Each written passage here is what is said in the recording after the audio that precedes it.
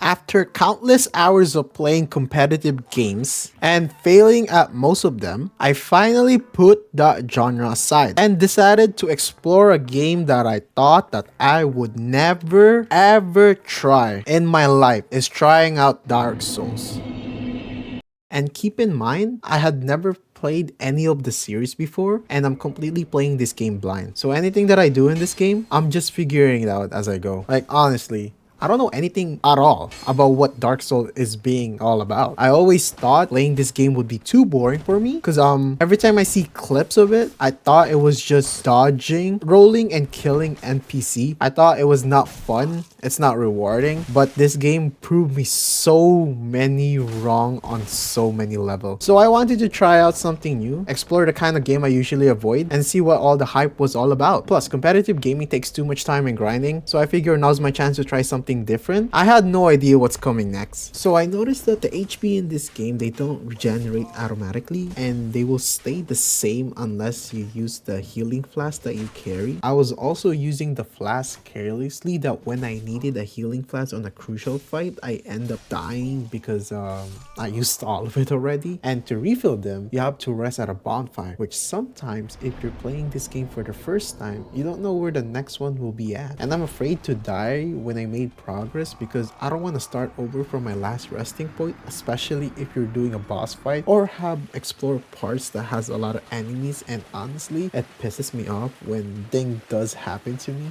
What caught me off guard is before arriving at the Farling Shrine, I didn't think too much about the bonfire, and when I explored a couple areas here and there, I was wondering, once you kill an enemy, do they respawn back?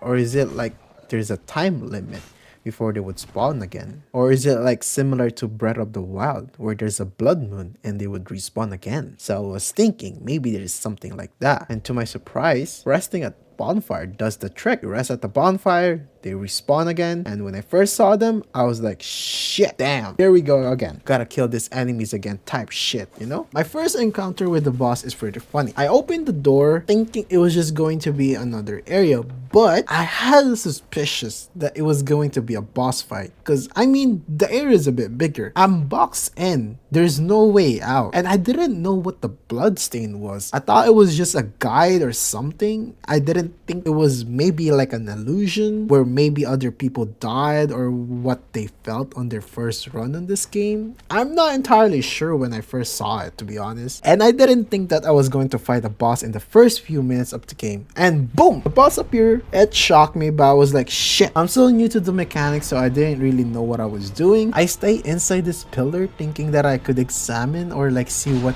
ability this boss has or how this thing fights, but it never occurred to me that they can break walls. When it happened, I was like, what the fuck? And I tried fighting this thing off with my tiny bitty knife. And when I saw how much damage I deal, I was like, there's just no fucking way, right? Like, there's just no way. I have to spend minutes or hours just to defeat this boss. I mean, look how much damage it deals. It's so small, like me. And I kept dying and dying and dying. I didn't want to look at the internet for guides on how to defeat this boss because that would take the fun out of this game. I don't want things handed to me. And since this is my first run, I wanted to experience this without ever knowing anything about this game. I was getting pissed off, but at the same time, the urge to kill this boss was making me think it's possible to kill this boss. But it turns out, as soon as the boss appeared, I noticed a door on the left open. And I was like, there's just no way that I could actually kill this boss with the way my damage deals. And I keep wasting a lot of flask too, so there's that. And eventually I got the courage to attack the boss. To my surprise, when I started hitting the boss with an axe,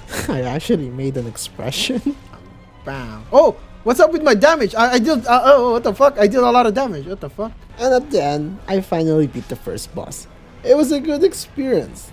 It introduced me to what Dark Souls bosses is gonna be like, so my expectation is very high right now. Alrighty, that's it for my first Dark Souls experience. I'm actually enjoying this way more than I expected. It's so different from other games I have played so far. Even the small enemies can really mess you up, and I kinda love that. I still got a lot to learn, so I'll be recording more soon. Appreciate you watching, and I'll catch you in the next one, guys. Your boy's gotta clock in for that 9 to 5. Peace.